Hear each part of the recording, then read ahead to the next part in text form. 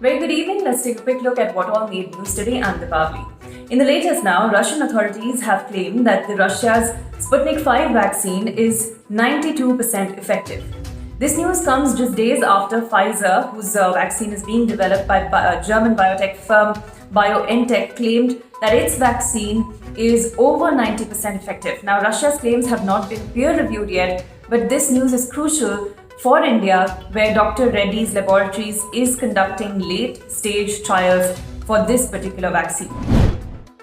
The top court today granted interim bail to TV journalist Arnab Goswami in an abetment to suicide case that was filed in 2018. Two others arrested along with Goswami were also given interim bail by the top court.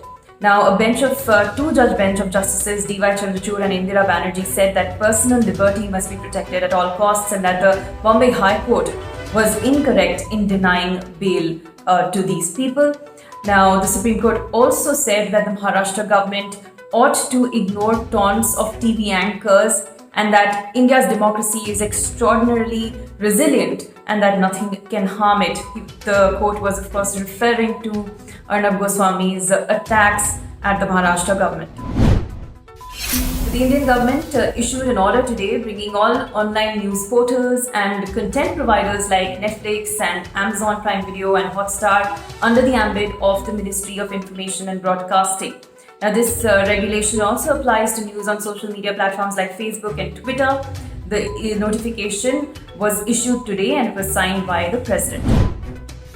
Asaduddin Owaisi's party AIMIM won 5 seats in the recent Bihar Legislative Assembly elections, and boosted by this success, the party chief aims to expand his party's wings even to states like Uttar Pradesh and West Bengal, which holds assembly elections next year.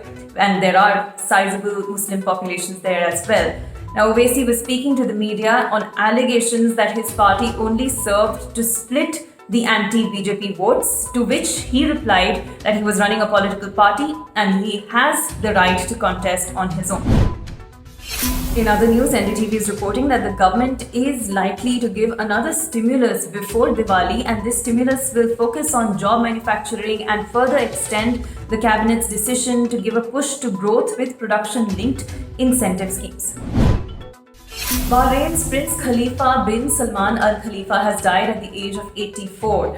The leader had led the island nation of Bahrain for decades, and he even survived the Arab Spring protests of 2011, in which protesters demanded his resignation over allegations of corruption.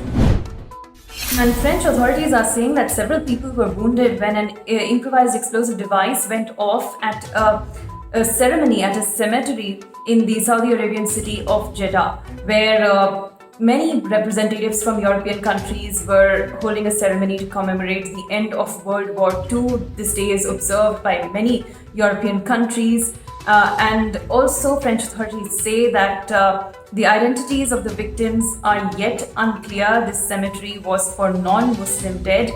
This attack also, remember, comes days after a French guard outside the French consulate in the city of Jeddah was attacked and wounded in a stabbing incident.